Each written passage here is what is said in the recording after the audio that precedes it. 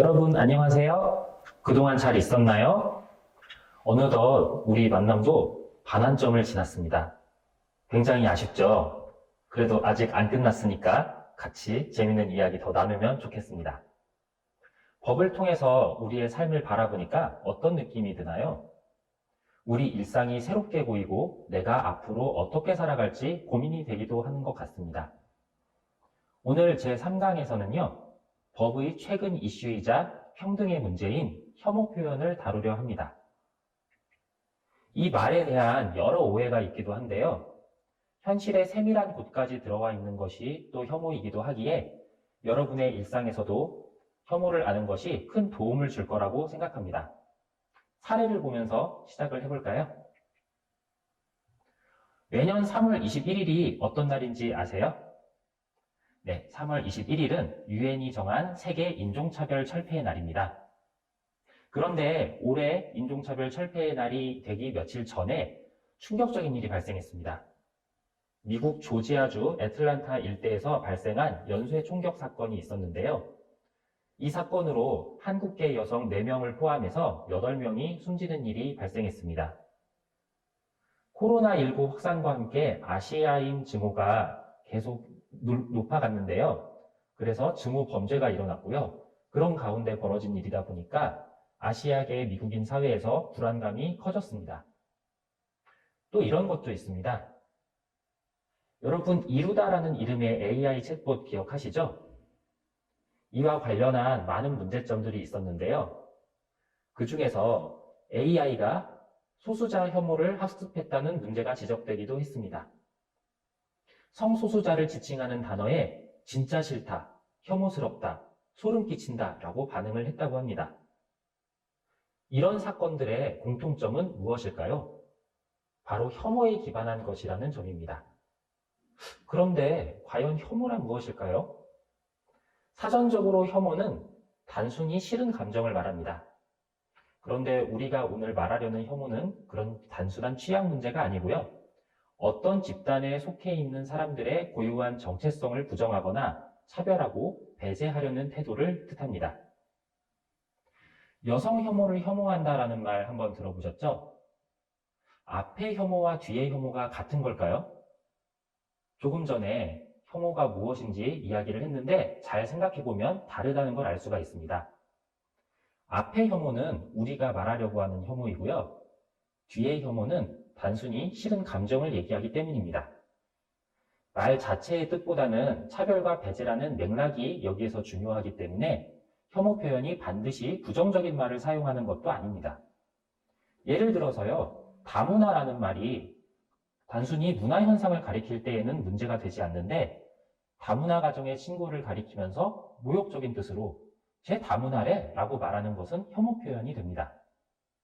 또 예쁘다는 말도 여성이 우리 사회에서 외모로만 평가되고 특정한 미적 기준이 사회적으로 강요된 상황이라는 것을 감안하면 혐오 표현이 되지만 부모님이 우리 아이들한테 내 새끼 이쁘다 라고 한다거나 또는 사랑하는 사람들 사이에서 예쁘다고 말해주는 것이 문제될 이유는 또 없겠죠.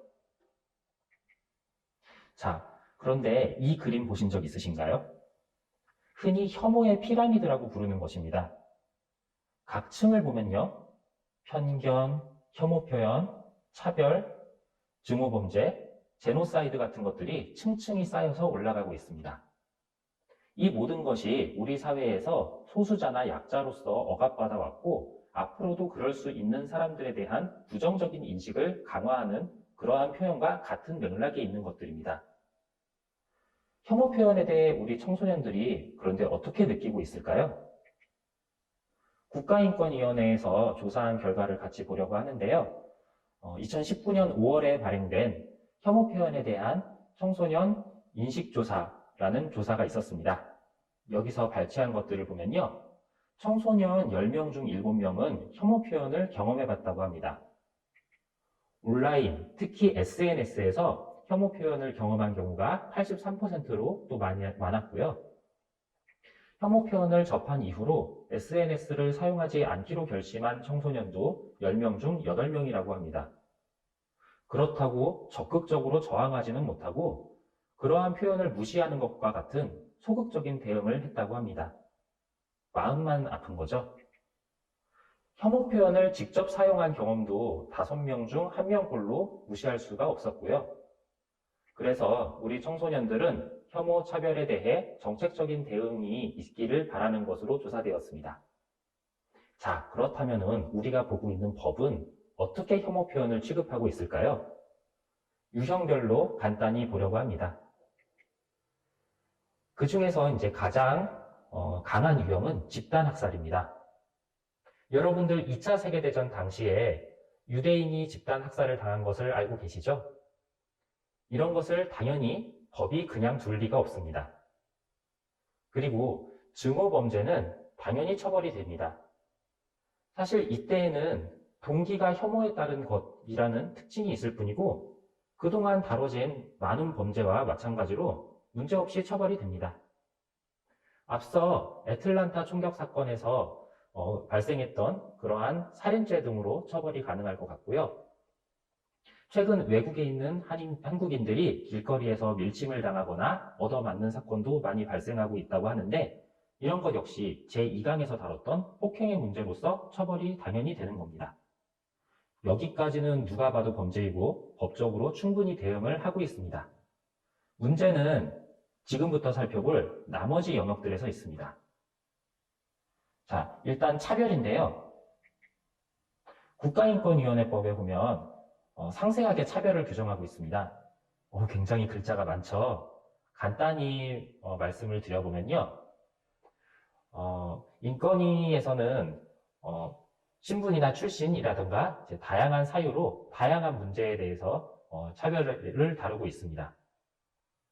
그런데 국가인권위원회는 문제된 차별에 대해서 이렇게 하는 것이 좋겠다라고 권고를 할 수 있을 뿐이고요. 여기에 강제적인 힘이 없습니다. 여러 차별 사유 중에서 장애에 대해서는 장애인 차별금지법이 악의적인 차별을 처벌하고 있고요. 연령차별금지법도 일정한 처벌 규정을 두고 있어서 법률을 통해서 강제성을 확보하고 있기는 합니다.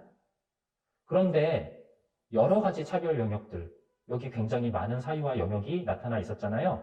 이런 것 중에 장애와 연령을 제외한 나머지 많은 영역들에 대해서는 법률이 없습니다.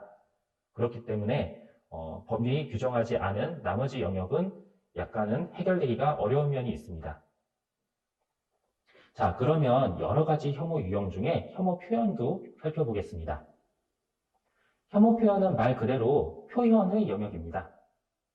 말을 하는 거죠. 어떤 상징물을 보여줄 수도 있고요. 우리가 흔히 쓰는 비교적 자주 볼 수 있는 표현 중에 무슨 충 같은 벌레에 비유한 농담도 있고요.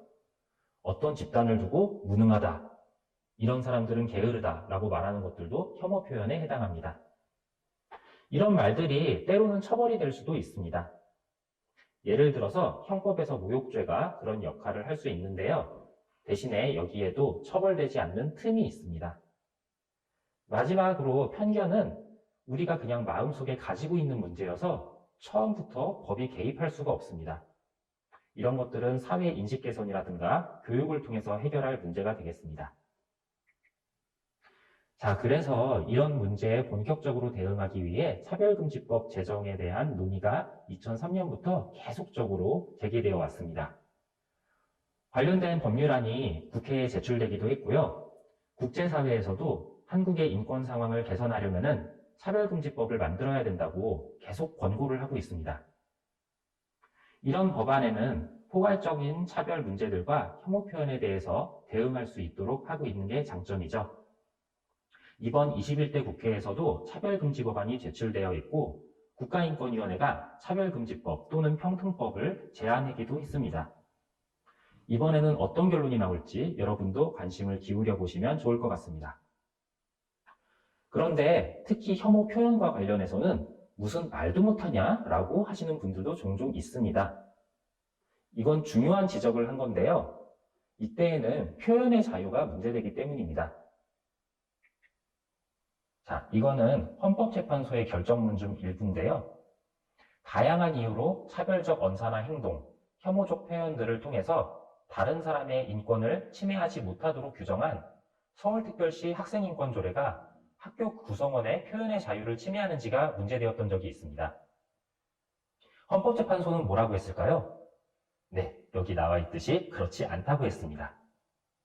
헌법재판소는 차별적 언사나 혐오 표현은 그 자체에 인간으로서의 존엄성을 침해하고 특정 집단의 가치를 부정하며 특히 성장기 학생들의 인격이나 가치관에 부정적인 영향을 미치기 때문에 학교에서 이런 것을 규제할 필요가 더 크다고 했습니다.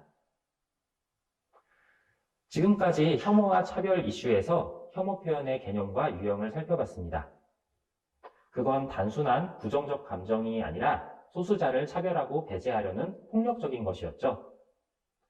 그에 대한 법적 규제가 이루어지고 있지만 얼만큼은 틈도 있습니다. 아직은 차별금지법이 제정되지 않았고 만약에 그게 제정된다고 해도 어쩔 수 없이 빈틈은 생기게 마련입니다.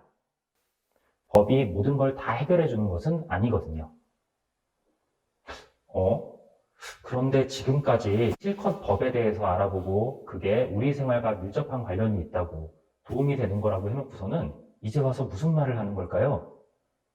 네, 우리가 조금 솔직해져야 하는 부분이 있습니다.